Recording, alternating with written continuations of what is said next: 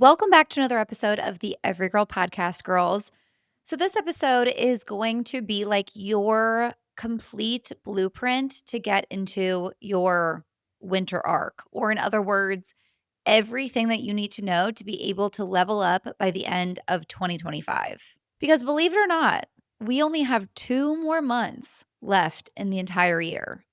I actually like this winter arc trend. If you're unfamiliar what that is, I'm going to explain it. But I like that we're seeing this trend pop up everywhere on TikTok. Like, I love that October is the new January in some ways because I personally really want to break us all out of the cycle of being really motivated every January 1st, making all of these plans, resolutions, and then forgetting about our goals by summertime. Like, I have been a health coach for 5 years.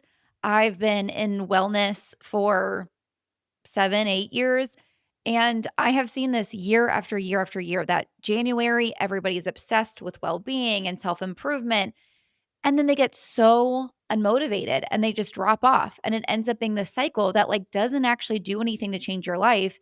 It is just like this burnout, this reminder that you're lesser than or that you're not where you wanna be.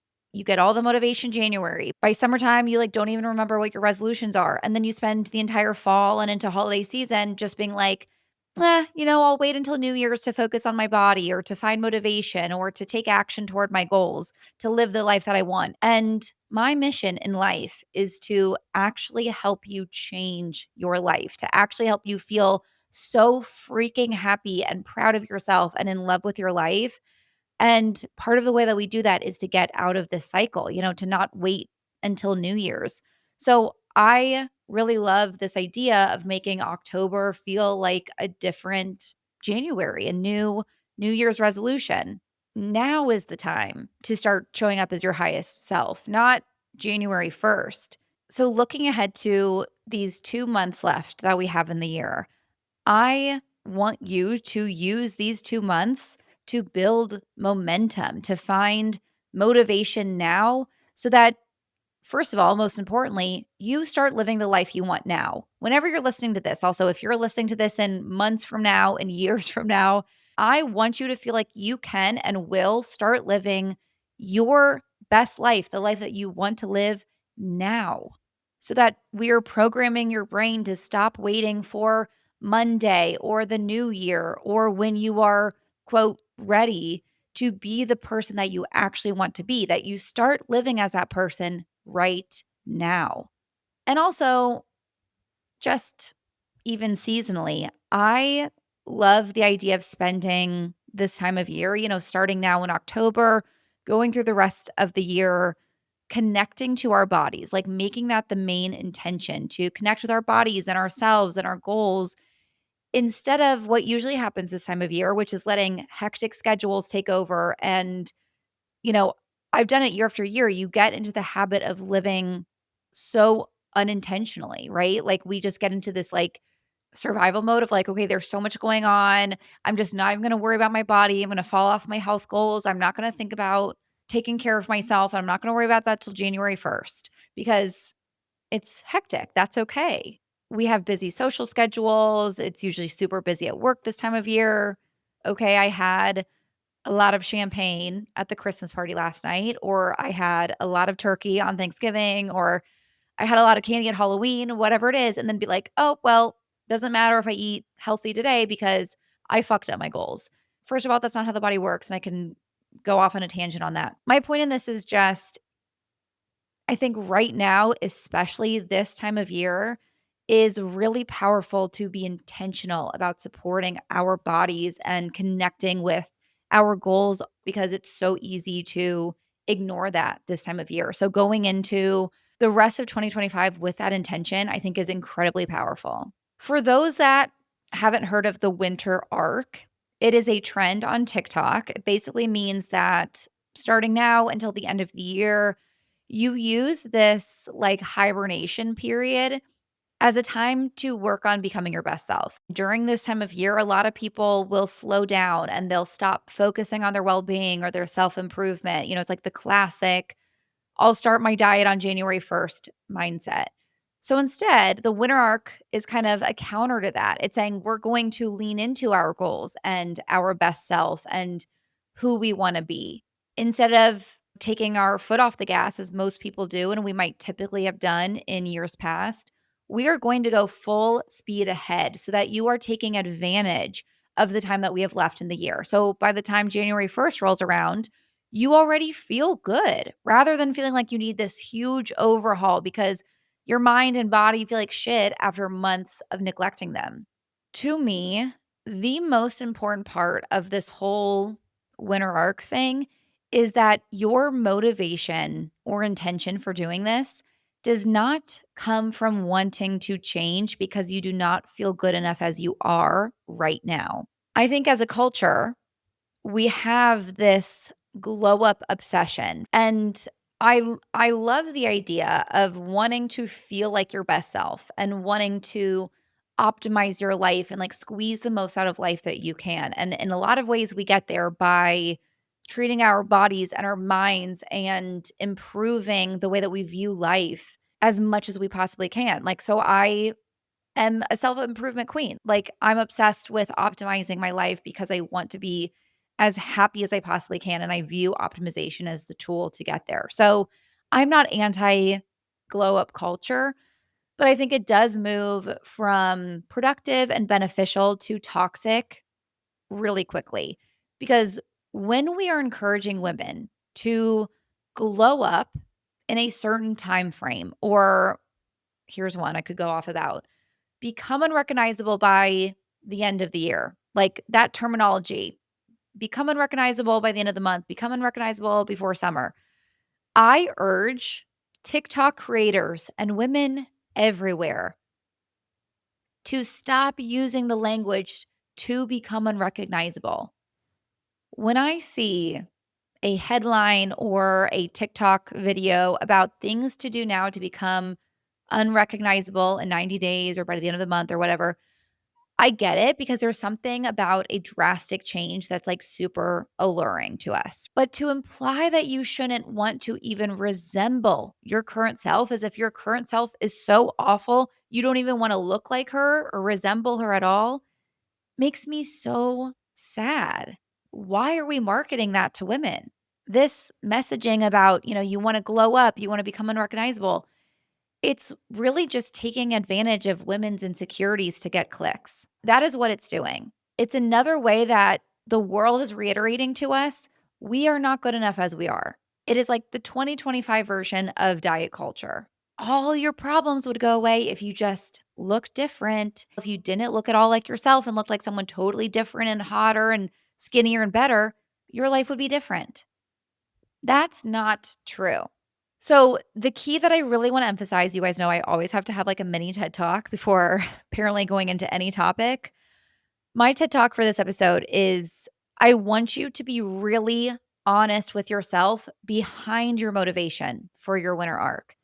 If you find yourself thinking, I'm so unhappy with myself now, I don't feel confident as myself now, I don't feel good enough, so I must feel happier or I'll feel good enough or I will feel worthy after I go through a glow up and look different, I promise you, you will never get to that finish line because there will always be another 5 pounds to lose, another patch of cellulite, another flaw in your face to obsess over. No matter what you change, if you are not changing the internal feeling of worthiness, you will always find something making you unworthy. So go through a winter arc, not because you want to change your body, not because you want it to look unrecognizable, but because you love your body so much that you know it deserves attention and care. Not because you want to look hot and skinny on TikTok. I'm not anti weight loss goals. But my point is that what I have found, especially in my practice working with clients, the goal of weight loss almost always stems from a place of not feeling lovable, not feeling worthy. I have seen it time and time and time again. Losing weight, changing your appearance will not make you feel any more worthy. We are convinced it will. I promise you it won't. That has to come separately from within. So make sure your winter arc is out of the genuine desire to connect to your body, not the version of you TikTok tells you you should be. And I know this sounds like a lot of like self-lovey bullshit crap that people try to sell you of like, just love your body. That's most important. And you're like, okay, but I really just like want to look hot and look cute on Instagram. I get it. I'm not trying to sell you the self-lovey bullshit. I'm really trying to tell you that's a waste of fucking time. You will waste your time. And I don't want you to waste your time. You're busy. You got shit to do. I want you to actually feel amazing in your life.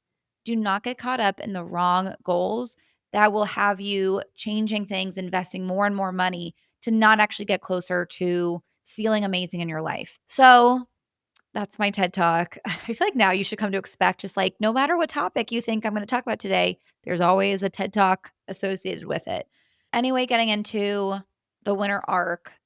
The idea of a winter arc and why I'm talking about it today, I think can be very powerful and helpful for a few different reasons. Okay, first of all, looking at habits as temporary can sometimes feel a lot more accessible. Thinking I'm going to walk for 30 minutes a day for the next 2 months, or I'm going to take these supplements every day through the end of the year feels psychologically a lot easier and a lot less barrier to entry than, okay, I wanna go on a walk every day or I wanna take supplements every day until forever. Having that endpoint, like, I'm going to do this in this amount of time, gives your brain this, like, important sense of clarity and motivation that is really beneficial when building new habits. Without having an end deadline or kind of a season, there's no urgency. It is so easy for you to say, I'll just start it tomorrow whenever you want to start a new habit because you've got forever. You could just start it tomorrow, but then obviously, as we know how it works, tomorrow never really comes, right? It's easy to keep pushing off and pushing off and pushing off. It's the classic cliche diet starts on Monday mentality. It is psychological. So, having this deadline, knowing that it's only a 2-month period, makes it so psychologically easier for your brain to actually find the motivation to do the habit. But then, once you're in the habit, come December 31st, 2025, once you've changed these habits or mindsets that we're going to talk about today, it is really easy to continue it. So, the goal is to continue these healthy habits beyond the start of the new year. Like, there's no such thing that's going to be helpful as temporary change, but it's almost kind of like gaslighting yourself into the change by telling yourself it's temporary. You know what I mean? It's like reverse psychologizing yourself. I also love the winter arc because wellness works like a snowball. You just need a little bit to start, and then it will always snowball into more. So you just need like a little bit of momentum. Okay. Maybe it's one habit, it's one mindset shift, it's like one little change that feels super doable. And then, just like a snowball rolling down a hill, it naturally will pick up speed. That's how wellness works. That 10-minute walk turns into you're craving fresh air every day and you actually want your walk to continue 20 more minutes. Drinking more water makes you want to eat better. Going to bed a little bit earlier gives you the energy to wake up and journal. Small wins build trust with yourself, and that trust becomes the foundation for bigger, much more sustainable change. So that is the point of the winter arc, I think. If an intention or a focus or a routine for only the next couple of months feels more approachable and motivating than making long lasting lifestyle changes, I am all for it as a way to snowball into those sustainable, lasting lifestyle changes. And the main reason I encourage everyone listening to go through your own winter arc right now is because, like I said earlier, I love using the winter arc to serve as a time to love my body. Again, not hate it into change. It's an intention to provide optimal nourishment when I know I will need it the most. This time of year, we usually are accidentally ignoring our bodies. From Halloween to New Year's, your schedule is busier than usual. I certainly am drinking a lot more alcohol and eating a lot more sugar. I'm traveling, I'm out of my routine. I want to use this concept of a winter arc as an intentional way to prioritize my body at a time that it really needs the intention. The winter arc or any wellness challenge or whatever in general should not be used as a time to restrict yourself from the joy and indulgences and pleasure that comes with this time of year. Obviously, you guys should know me well enough to know that's never the solution I'm going to say. But rather, like the way that I look at giving my body extra attention this time of year is so that I can amplify the joy and indulgences and pleasure this time of year. Like it makes the joy from the holidays even better. How much more would you enjoy wine at the holiday party or Christmas cookies or Thanksgiving dinner if your digestion felt amazing, your hormones are in check, your energy levels felt good? You would also feel a lot more present, a lot happier, all around better when you're with the people that you love for the holidays, when you are tending to your body and mind. The end goal of wellness is not just wellness. Health is not actually the end goal. The end goal of health is to be able to be so present and energized and vivacious in your life and the things that really matter, in your relationships with people you love, being able to show up as the person you want to. Health is the tool to get us there. It's not the end goal. So, intentionally focusing on your well being this time of year is going to help you enjoy the joy even more, to squeeze more joy out of this time of year. And don't we all want that? Wellness is not just about avoiding the things that may cause inflammation or disrupt gut health. It's also, and I believe primarily about doing the things that give us energy and vivaciousness to live the lives that we want. So we get to show up fully for our lives. So now that my TED Talk is over, here are 7 steps or hacks to apply to your winter arc. If you implement these 7 things, I guarantee you your entire life will feel so much better. Your body will feel better. Your mind will feel clearer. You will feel happier and more energized and more vivacious by the end of the year in 2 months. Okay. And these things are easy, simple, enjoyable practices that actually will make a big difference. None of this like fluffy bullshit that is just adding more stress to your life. Like these things actually will make the difference.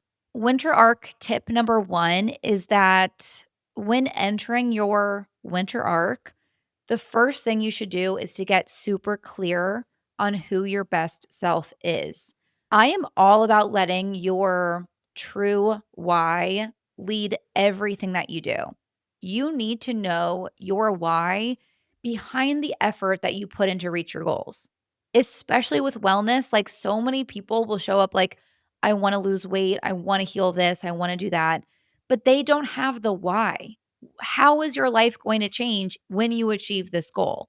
And it has to be a really motivating why. What I have found is the most motivating why is the visualization of understanding our dream life, who our best self is. Clarity is always the first step to any real transformation because your brain needs direction in order to build momentum. When you haven't defined what exactly you're working toward, like if you just set goals, as most of us do with New Year's resolutions of like, I want to walk 10,000 steps a day, or I want to eat more protein with breakfast, or I want to make 10,000 more dollars this year, or whatever it is. We set these goals, but then we haven't exactly defined what that means for our life, what achieving that goal is going to do.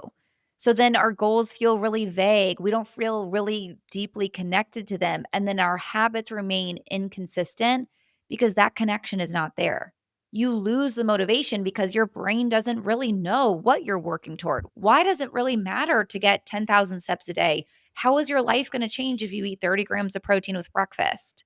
But when you get hyper specific on what you're working toward and why you have the goals in place you have, that's when everything will change. You find motivation effortlessly. So take some time to really get to understand the person that you're working on becoming that you want to show up as. When you really check in with who is your best self, how does your dream life look, you are giving your brain a target to aim for. And here's the really magic part. The clearer that that image is, the more your daily decisions start to align with it automatically. it begins to really create a filter for everything else. Should I scroll or should I go for a walk? Should I say yes or no to this plan? Should I hit snooze or should I get up? Everything that you start doing, all the decisions you make are made with that best self in mind. So when you have the clarity, you not only just like know what you're working toward, but you actually are able to start making decisions as her already. And that's how you achieve the goals, especially in winter when it's darker, it's colder, it is naturally just so much harder to stay motivated. Having this crystal clear vision is imperative. It changes everything, okay? You are not just trying to eat healthier, you're fueling the version of you who feels radiant, energetic, powerful. Like, how much more motivating is that mindset switch? You're not just trying to get 8 hours of sleep a night, you are protecting the mental clarity your best self operates from. That is so much more fucking motivating. So, do not skip this part. Take time to script out your best self's life. Like, treat it like it's a movie. How does it look? So, spend some time brain dumping every detail that comes to mind for who your highest self is and the life that she lives. Obviously, the big things, what she does for work, how much does she make, where does she live, who does she live with, how does she feel every day. But also, do not forget the smaller details of like, what is she wearing? What does she listen to on her way to work? What does she eat for breakfast? What does she do after a bad day? What does she do with her friends? What's her exercise routine? How does she respond to stress? You really want to tap into as many details as possible because this will all fuel your motivation for your entire winter arc, everything that you want to achieve, and obviously way beyond. If you're a ChatGPT kind of girl and you like to dabble in AI in a way that doesn't feel terrifying, I think this is a little life-changing hack. So you give Chat, my girl Chat, all this info that you just journaled, like what your dream life looks like, who your best self is, and then you ask Chat to walk you through a day in your life as your highest self. This kind of changed my life, not to be dramatic, but it really is like so powerful to visualize. Like you tap into that space where you are the person who has reached your full potential. You got to see what a whole day looks like. Another ChatGPT hack is to give it your schedule for the day. Or you can also like now connect it with your calendar. I haven't figured out how to do that yet, but I know you can do that. Every single day, you could ask ChatGPT, how would I show up in my day if I fully trusted my success, my abundance were inevitable? What does my most aligned day look like today to serve my highest timeline?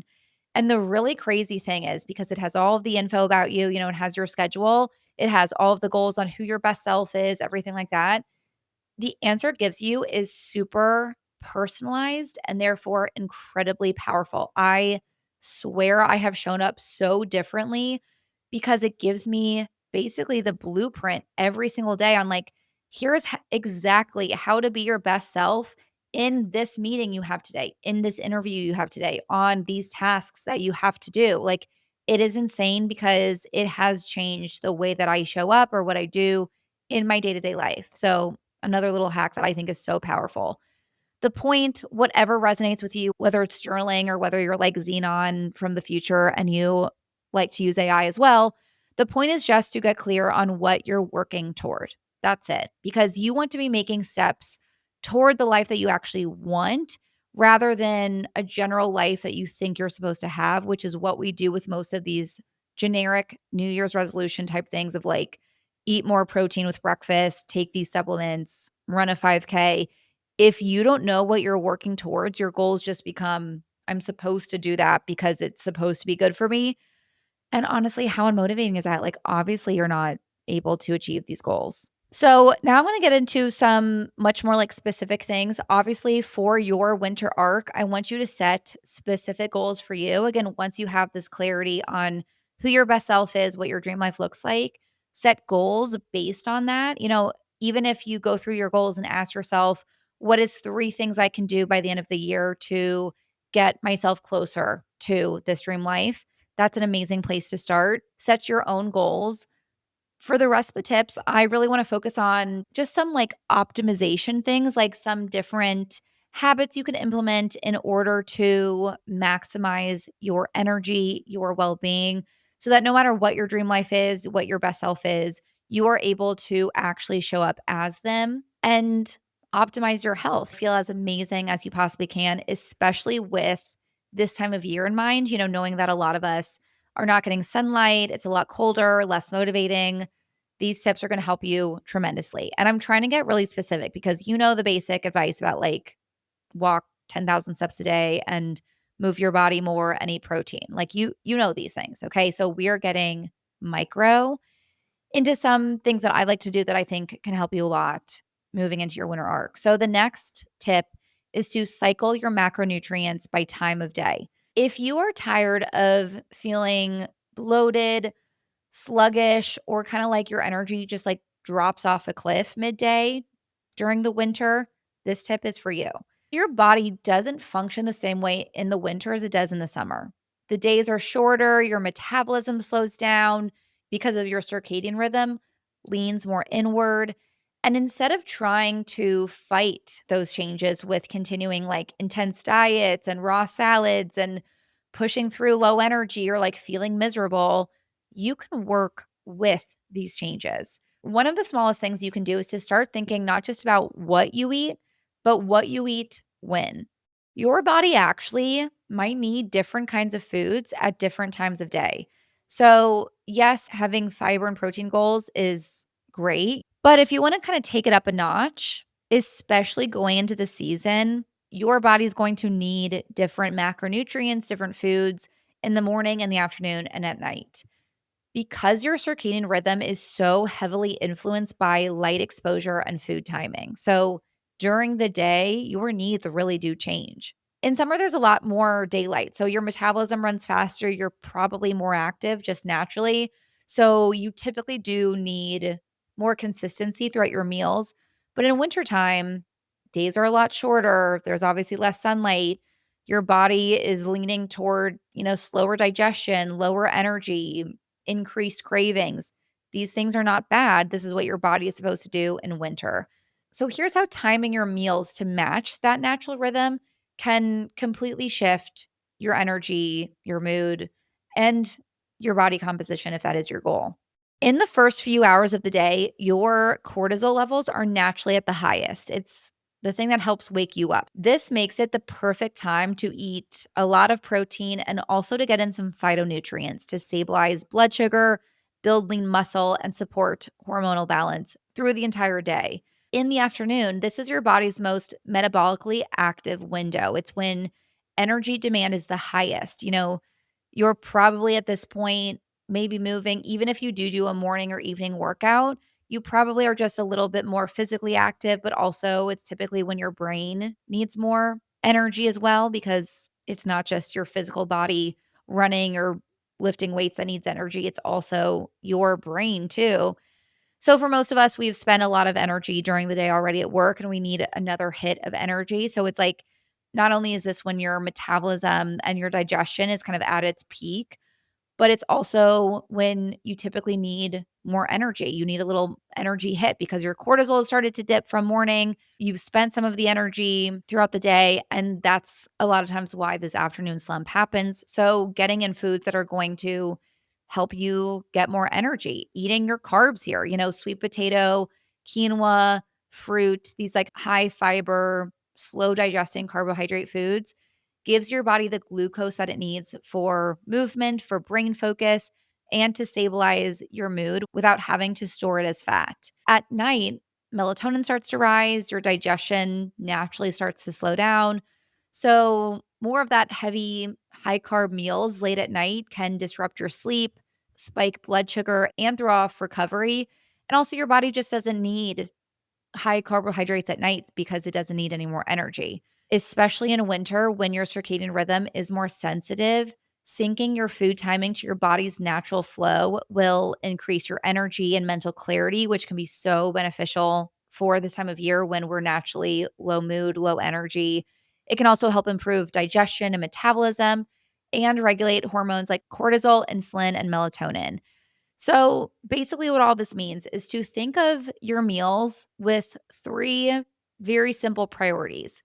In the morning for breakfast, protein and bright phytonutrients, especially like veggies or maybe berries. This combo will help fuel energy for the day and also your hormonal balance. You want to break your fast. Obviously, that's where the term breakfast comes from, is you are fasting during the night.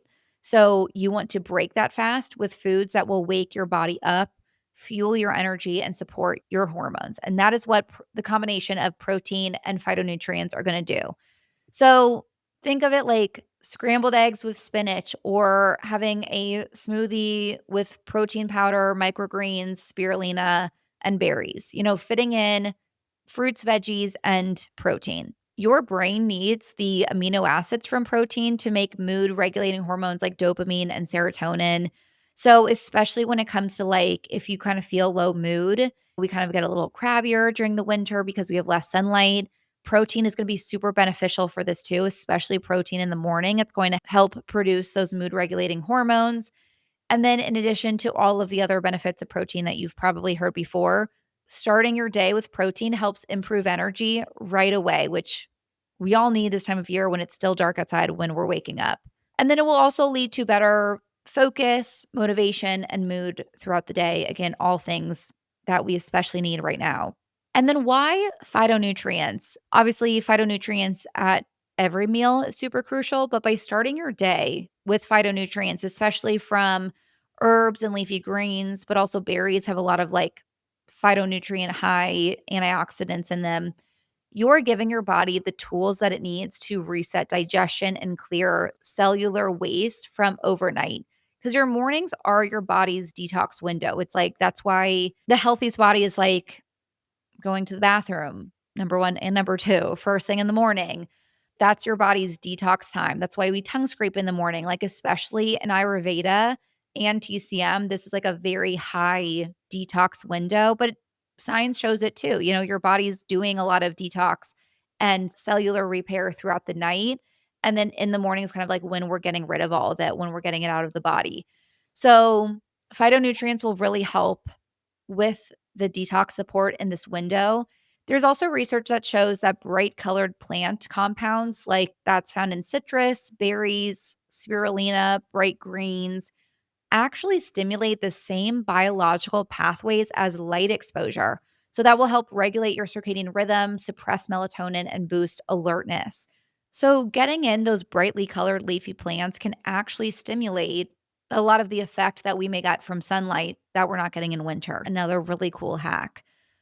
So, morning priority, just think protein and greens if you want to keep it simple, or like protein and leafy greens or berries. In the afternoon for your lunchtime, you want to prioritize carbohydrates from whole food sources. So, like sweet potatoes, legumes, rice, quinoa to support movement and brain focus that you will need this time of day. The afternoon, like think of it as like your fuel window. This is when insulin sensitivity is naturally highest. So your body is ready to use glucose. Your cortisol levels are meant to dip mid afternoon. So this is when slow digesting carbohydrates actually help stabilize your mood and prevent energy crashes or glucose crashes.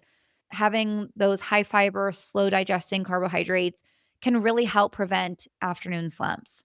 And then in the evening for dinner, think of like your priority is like healthy fats and high fiber because this combination will support sleep, recovery, and stable glucose levels overnight, which will all help you sleep better, which is what our bodies are meant to do. And also, it will help you feel more well rested tomorrow to help minimize some of that fatigue we feel this time of year. At night, you don't really need that much energy, right? Like physically, we're obviously not getting in a lot of movement or exercise. You don't need to fuel brain power as much. Your body is shifting into recovery, repair, and restoration mode.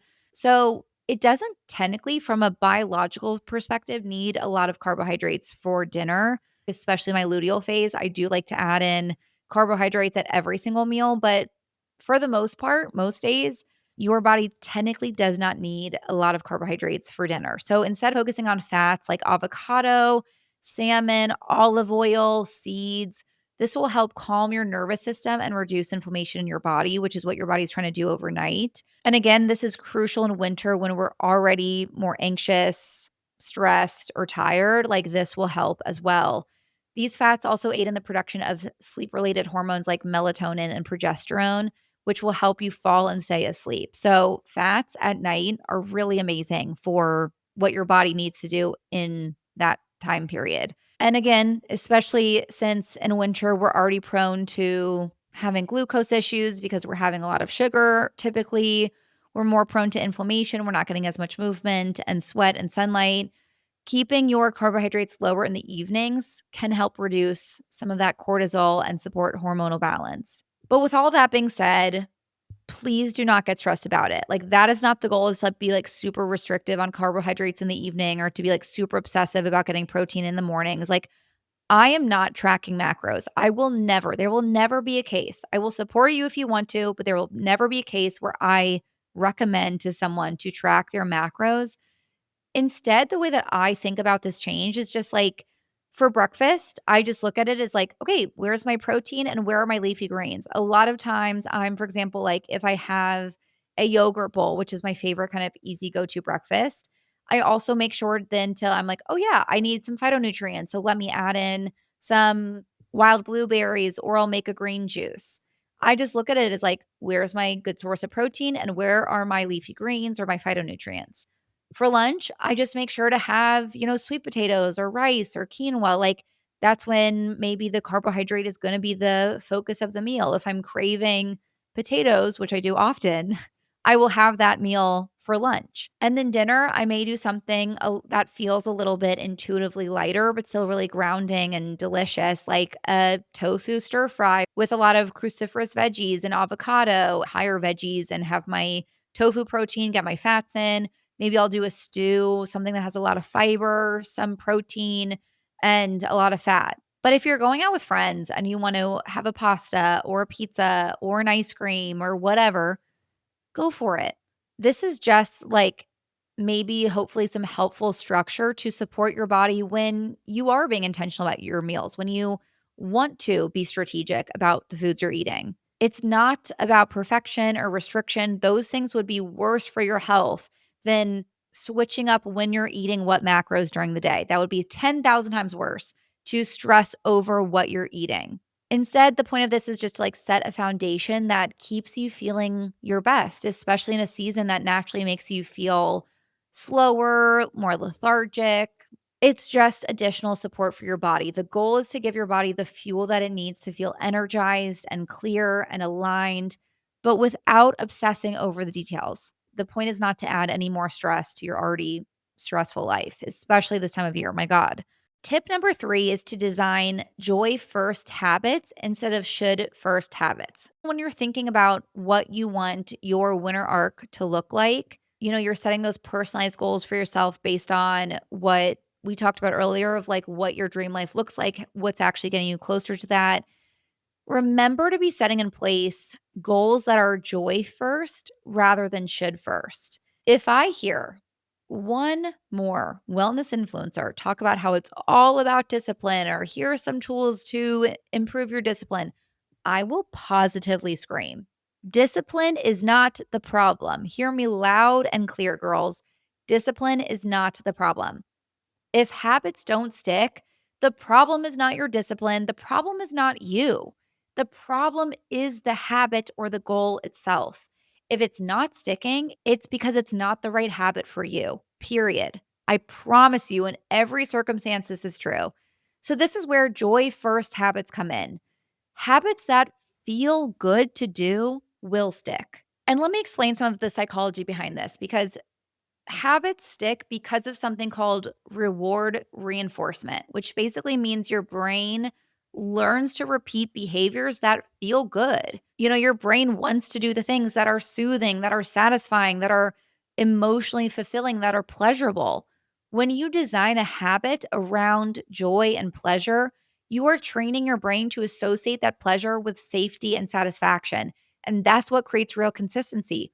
All of these goals that we think need discipline in order to achieve, forcing yourself to a really tough workout waking up at 5 a.m. when it actually feels like absolute shit, eating a boring ass salad that doesn't taste good. The reason you can't stick with these things is not like, oh, my discipline sucks. It's actually a good thing. It's a survival mechanism. Your body and your brain are wired for pleasure, they're wired for joy. They know to seek out the things that feel good because in the caveman days, the things that don't feel good, that feel really hard or difficult or scary or tough, are typically the things that would kill us. So we want to lean into the things that are pleasurable. That is what psychologically your brain wants you to do. So, in order to create consistency and to keep up with goals, you have to build your habits around joy and pleasure. Your habits have to feel good. So, for example, instead of saying, I should meditate for 20 minutes every morning. That's my goal for my winter arc is to meditate for 20 minutes in the morning before I get out of bed because that's what I'm supposed to do. Maybe you're going to shift that to I am going to lie by the window in my fluffiest robe and like bask in the sunlight and I'm gonna breathe deeply and I'm gonna listen to a playlist that makes me feel so happy, like something that I'm gonna look forward to. Or maybe the habit that actually would feel best for you and get you closer to your dream life is actually not to meditate at all. It's to spend that 20 minutes reading the book that you can't wait to get to in the morning before getting out of bed. And that's actually the right habit for you. So every time you commit to a new habit or for all of the goals that you're going to be setting for your winter arc or for your life in general, for any goal you want to accomplish, and also keep this in mind for New Year's, ask yourself, how can I make this more pleasurable or more enjoyable? That's the whole strategy. And I swear you can accomplish anything you want. You can make any habit stick if you actually make it feel good to stick with it. Maybe, your hydration goal is actually this like cozy tea ritual with your favorite mug. Maybe your goal of a nighttime routine includes your rom-com playlist and lighting your favorite candle. Maybe your movement routine is like a fun dance class and then you stretch on the floor while you watch Real Housewives. If you want to know the real truth, like not the bullshit people will sell you on TikTok, but how you actually get healthier and glow up, the real truth, you do it by making it irresistible to show up for yourself. Make it enjoyable to show up for yourself, and any habit you want will stick. Tip number 4 is to rethink and change your exercise routine to work better for both the season and your glow up, your winter arc. Exercise in winter just needs to be different usually. Like if it feels like you're forcing the workouts that once in the summer felt effortless or a lot more fun when it was warmer out, that's normal. Your body is not supposed to do the same things in the winter as it did in the summer. The days are darker, our energy is lower, our bodies are more inflamed and less mobile because we're not getting as much sunlight, we're not sweating as much, and we're not outside as often. So, like, all of these things really do affect our body. It's not just in your mind. So instead of shaming yourself for not feeling motivated or energized or working as hard in your workouts, let's just build a strategy that works with the season. And I swear it will be the best thing for your winter arc. It will help your glow up and help you feel your best by the end of the year. So it's not just about like taking your foot off the gas and relaxing a little bit, although I think that would be great. But the exercise routine I'm about to suggest will also help you feel your very best by the end of the year as well. So here's the two-part formula that I recommend. Number 1, plan a movement type that you will do no matter what.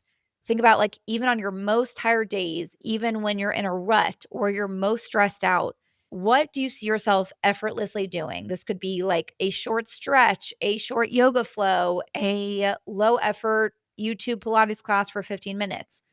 Think of this as like your non negotiable, like something you could actually see yourself doing no matter what. Maybe it looks like exercise snacks throughout the day. It could be squats while your coffee brews, or a dance break in your kitchen while cooking dinner, or doing a plank for a minute when you're waiting for your skincare to soak in the morning and night. On your higher energy days, maybe you do want to go for a run or you do want to lean into a strength training session, or maybe on other days, a hot yoga sculpt class would feel so good.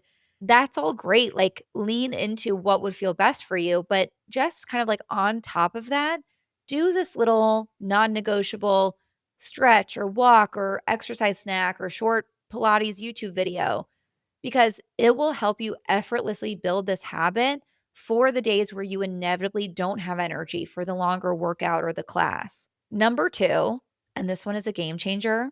If you listen to the podcast, you've heard me say this before. Prioritize walking.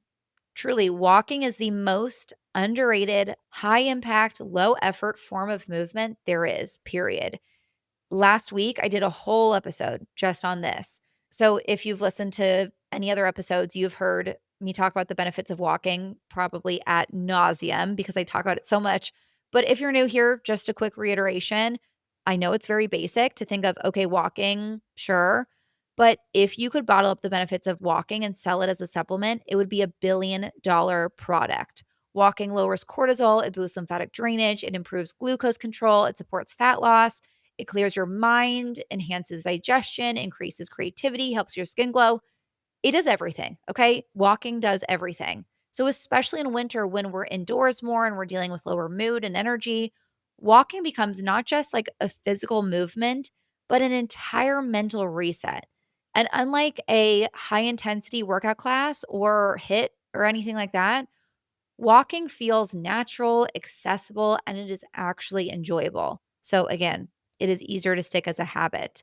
So, whether it's like a walk to grab coffee in the afternoon, whether it's a stroll after dinner, or maybe you're using your desk treadmill while you watch TV, it really does make a ginormous difference for your health. Also, especially if you're struggling with motivation to achieve your other goals or to show up your best in other areas of your life, one of the easiest ways to increase mood and energy is just to get outside during the day, to get daylight, even if it's just 10 minutes and it's cloudy out. Winter sunlight, even the cloudy sunlight or the kind of lower sunlight in the winter, is your secret weapon for your motivation and your energy. You are getting vitamin D, you're regulating your circadian rhythm, you're improving your sleep quality later, and you're literally shifting your brain chemistry, all with getting that natural light. So, walking outside, even if you have to bundle up, it becomes way more than just exercise. It will help any and all of your health goals and support your motivation to keep up all of the other things that you're working on in your winter arc. So, it's kind of like a two-parter of like not only is prioritizing walking so beneficial for just achieving your health goals and healing symptoms and supporting healthy weight and healthy digestion and healthy glucose and all these other things, but it also will help you get closer to any other goals that you want to set. So, prioritizing walking first thing and then having your one form of non negotiable, really easy, short burst of movement daily is going to be a game changer for you. Even if that means taking a pause in your gym membership for the season and prioritizing walking or doing some body weight Pilates or yoga on days where you feel like it, I promise you it is enough. And it will be better for you than forcing yourself through classes or workouts if you don't want to. If you still love them, go for them. Like I do love workout classes, especially this time of year. I love like hot Pilates, hot yoga. It feels so great. But if you don't, if it feels like you're forcing yourself into it, walk and do this non negotiable. That is enough, I promise you. So, this plan, this kind of two-part priority, will let you listen to your body without, you know, sitting on your couch until March. It kind of gives you that balance of having some structure while allowing the natural shifts for the season that your body wants. Winter arc tip number 5 is to have daily liver rituals. Obviously, every system in our bodies need support and love, but I think for so many years we've been really obsessed with gut health. Like we're drinking all the kombucha, getting all the gut health supplements. These are going viral on Instagram and TikTok. We're talking a lot about bloating, and all rightfully so. Gut health is everything. But the liver is just as important, and giving it some extra attention will do wonders for the way you feel and how your entire body operates, especially this time of year. If you want better skin, better energy, better digestion, balanced hormones, if you want to lose weight, literally anything, start with your liver. She is the detox organ that processes everything: alcohol, sugar, including those sugar cookies you'll inevitably be eating at the holiday party, your skincare products, the hormone disruptors in your environment, like everything basically passes through her, your liver. And during winter, she's often under a lot more stress than usual. You're likely drinking more, you're moving less, you're eating heavier, and you're exposed to fewer detox supporting tools like sunlight and sweating. So, giving your liver a little extra love this time of year is, I think, one of the smartest, most effective wellness upgrades that you can make. There are a few simple things that you can do weekly or even daily to boost liver function and help your body detox more efficiently. Here are some of my favorites that I'm obsessed with these days, okay? Number one is sweating. We obviously just naturally sweat a lot less during fall and winter when it's colder out. But also, it is really intuitive. Like, our bodies are meant to do this. You see this in so many cultures where, like, sauna has been around for thousands of years to help the body's sweat detox system through this time of year. So, whether that's sweating through exercise or a sauna blanket or a hot yoga class or maybe just like bundling up and going on a power walk is enough to do it for you. Sweating helps eliminate toxins through the skin and will take pressure off the liver. It's kind of like your body's backup detox channel. I would, if I could and had the time, I would ideally sweat every single day. But especially in this weather, when going for a walk is not enough to make you sweat, even I feel like going to a workout class this time of year, if it's not heated, because my body is just, like, cooler, I typically don't sweat, whereas, like, in the summer, if I go to a workout class, I'll be sweating in 5 minutes. So, I'm sweating less still, but it's like, even if it's a weekly hot yoga class or you can get a sauna blanket or one of those at-home pop-up saunas for pretty cheap on Amazon, and just doing that weekly, it will make a really big difference in how your body feels. That's something I love. It's kind of like a little hack, especially, like, before vacations, after vacations, if I feel like shit, it's something I love to add in to just make me feel so much better and makes a big difference. The number 2 liver supporting daily ritual is taking a glutathione supplement. Glutathione is the most powerful antioxidant in the world. It is kind of like my favorite supplement I've been taking for the past year. It's called the Master Antioxidant. It's one of the most powerful tools for detox, glowing skin, better energy, all the things we especially want this time of year, and it supports our detox pathways. It will help your liver clear out toxins, it supports your immune system, and it reduces inflammation. So basically, it's like, think of glutathione like your internal cleanup crew. I take this supplement from Body Bio every day. This is one that I think really supports me and my needs, especially because I do feel like my detox system is like a little bit slower. So I do want to supplement with it.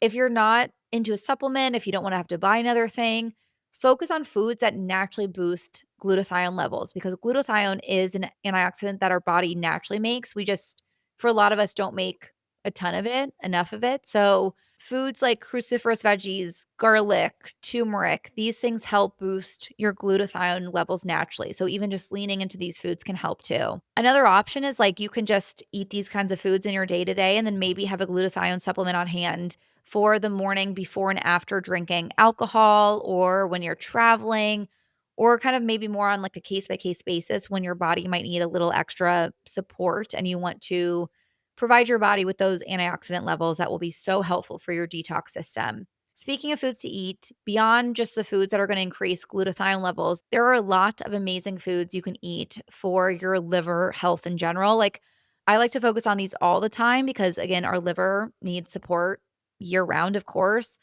but especially going into the season when I know I will have more social plans, I'll be eating more sugar for sure, probably different foods than usual, or especially when I'm traveling and out of my routine, I like to lean on these foods. So that looks like foods like beets, leafy greens, cruciferous veggies like broccoli and cauliflower, lemon, having lemon water, garlic. These are all really super supportive foods for your liver health, and it will help your liver work optimally. And then a little last tip for your liver, I love doing this about once a week, is castor oil packs. Castor oil packs are an ancient healing ritual with roots in both Ayurveda and traditional Chinese medicine. In Ayurveda, castor oil is known for its deep detoxification and anti inflammatory properties. And to balance, it's really looked at to support elimination. In traditional Chinese medicine, it's often used to unblock stagnation, especially in the liver and the digestive tract. Modern science backs this up, by the way. Not that I feel like we always need modern science to back up these ancient rituals that have thousands of years of evidence to back up, but I digress, just giving you from multiple angles. Castor oil is rich in a certain compound that, based on research, has been shown to have incredible anti inflammatory, lymphatic stimulating, and circulation boosting properties. So, when you apply it topically, especially over your liver area, which is kind of like your upper right abdomen, like right under your rib cage to the right side. The theory is like it penetrates the skin to stimulate lymphatic drainage, to support detoxification, and to reduce inflammation in surrounding tissues. So, in other ways, it kind of like helps to reduce any inflammation in the liver and helps with that elimination. What I did is I ordered a cold pressed organic castor oil from Amazon and then these big kinda like packs that are kind of they're almost like they're like stickers, like, it's almost like a massive Band-Aid, so I can just, like, stick it on me, like, I pour the castor oil on the inside, and then I stick it on me so that it doesn't get messy everywhere, and then I will put a heating pad on top to optimize the absorption. I leave it on for maybe, like, 5 hours. I don't think have I ever slept in it? I don't think so. I think I've just really done it, like, I'll put it on during the day or, like, in the evenings and just leave it on for a few hours. If I had more time, I honestly would probably do this daily, but I end up doing it about once a week. Like, especially Sundays are a really great day to do this because I typically only drink alcohol on weekends. Alcohol really does a number on your body. So I try to be really intuitive about like having a glass of wine after a work day is not really going to support me, but having a glass of wine out with friends is going to add to my joy and be really amazing. So I don't want to restrict myself. I do feel like alcohol is like a part of my best life for now. That might change in the future, but like now I enjoy it. It does add to my joy. So it's just to me, I'm like, it's kind of how to support my body. But that's not to say like, I don't want it to come off like, drink as much as you want and, like, fuck your liver because you can put a castor oil pack on and it's fine. It just is really being intentional about what is part of your best, fullest, healthiest life, and then supporting your body, having these tools in your toolbox for the nights when you do wanna have a couple glasses of wine or you go to a holiday party and you wanna fully enjoy the cookies, like, that's part of your healthy life too. Having these tools will help your body process that. So, none of these liver supporting tools should be extreme or super time consuming. It can just be like one thing a day, even like on Monday, you're doing a hot yoga class to sweat. On Tuesday, you're doing the castor oil pack. On Wednesday, you're having a beet salad. Like it can be very intuitive and simple. Your job is just to support the liver so that it can do what it's designed to do. Tip number 6 is to add weight outside of your workouts in your everyday life. This is my absolute favorite hack that makes a massive difference without you even noticing. And it is so underrated for the impact that it can have. Adding resistance to low impact movement, and by low impact movement, I mean like just what you're naturally doing in your day to day life, getting ready, cooking, folding laundry, going for a walk. It is one of the easiest ways to build strength, increase energy, and start seeing visible results. So, what this means is like what I like to do is to wear wrist or ankle weights while walking, cleaning my apartment, getting ready in the morning, doing your nighttime routine. Just having on these wrist and ankle weights is just adding resistance to activate more muscle groups, especially in your glutes, your arms, and your core, without needing to carve out any extra time. Because you're using your muscles more, it also helps with blood sugar regulation, circulation, and lymphatic flow, which means you'll get more energy, you'll feel less bloated, and you will get better results from the movement that you are just already naturally doing in your day to day. I like to keep it super simple. I will just wear my bala bangle wrist and ankle weights for a walk, and then I will put them on my wrists while I do dishes or I fold laundry or I cook dinner. Even just, like, getting ready and throwing on some wrist weights, especially, like, imagine, how, like, blow drying your hair is already a arm workout in itself? Throwing on 1 pound wrist weights, you'll get in, like, such a good workout by doing the thing you're already doing anyway.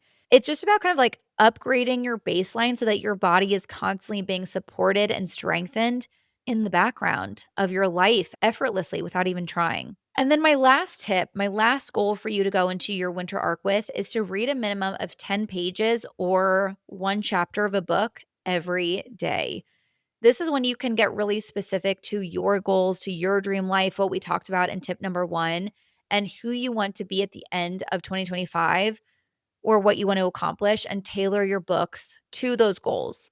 But no matter what your goals are, what books you're reading, to me, reading is the smartest investment of your time and it is the greatest life hack because we get this like incredible access to other points of view or advice to achieve any goal we have. Or I think, even like if it's not a self improvement book or focus on our specific goals, even just reading like a fiction book, getting outside of ourself can be incredibly powerful for self improvement and feeling our best. So if a book doesn't seem super self helpy on the surface and you're just reading it because it sounds like a good book, that is still important. Like, I don't want you to look at this as like, oh, it's only about self improvement books. No, read books that to you sound great. If it's a really steamy, sexy romance book, read that. If it's a thriller, read that. I promise you, no matter what book you're reading, it is still so critically important for your self improvement and to achieve your goals. Whether it's a memoir, whether it's a fiction story, getting outside of yourself, focusing on someone's thoughts, a different person's life besides your own serves as this like really amazing way to increase energy, joy, creativity, critical thinking, all the things that you need to live your best life. So, I like to give myself a specific goal with this just because reading is something that I need to intentionally make time for, or else it just won't happen. I like personally aiming for 10 pages or a chapter every night, but do whatever works for you. Obviously, if it's like 2 pages, if it's 50 pages a week and you divide that up, whatever it is. I like to read before bed with my feet up the wall, which is a really great pose for lymphatic drainage and to calm the nervous system and help you sleep better.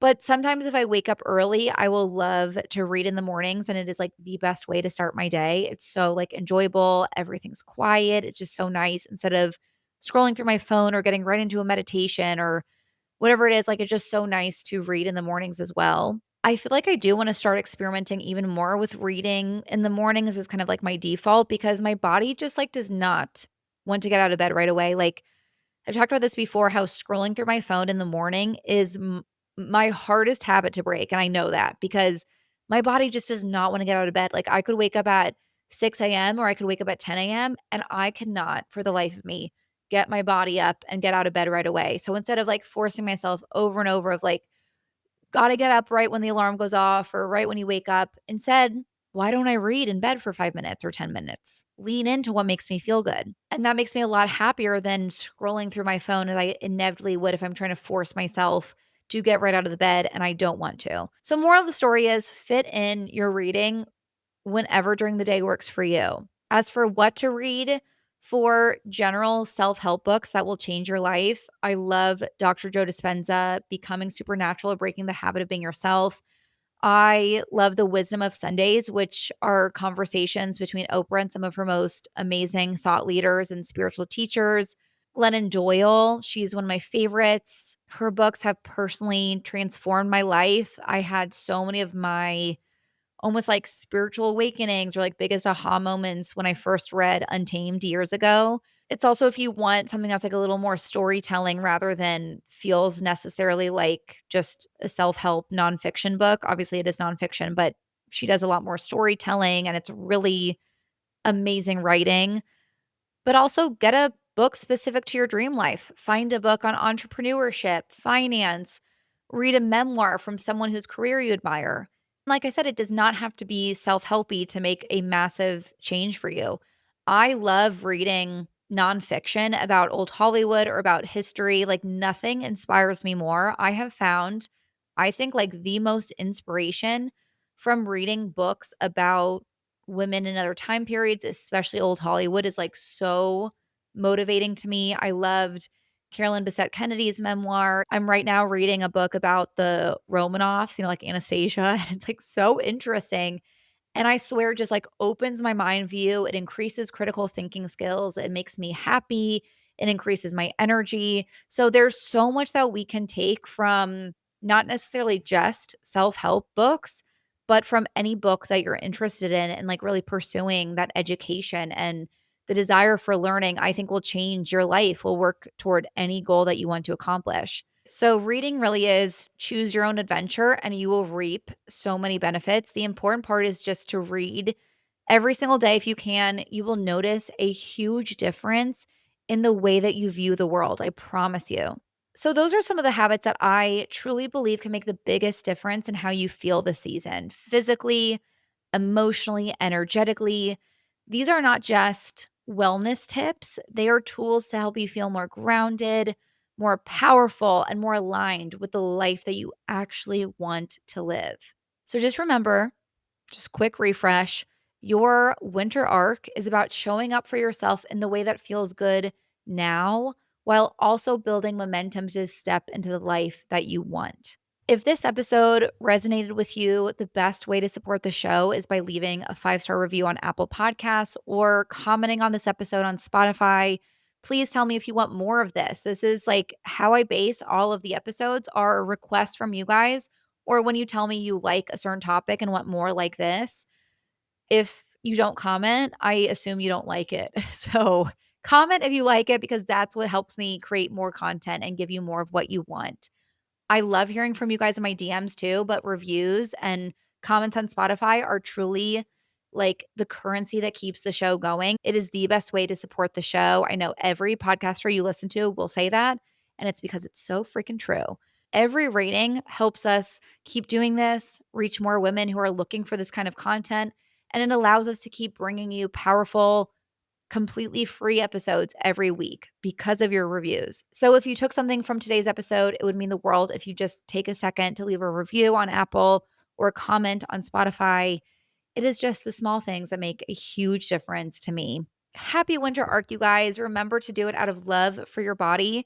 And I will talk to you on Thursday for our monthly reflections to wrap up October and set intentions for November. Can you believe? See you guys then. I hope you enjoyed the episode. I know I sure did. Please do not forget to rate, review, and subscribe. It really makes a huge difference for our show so we can keep growing and bringing the content that you love.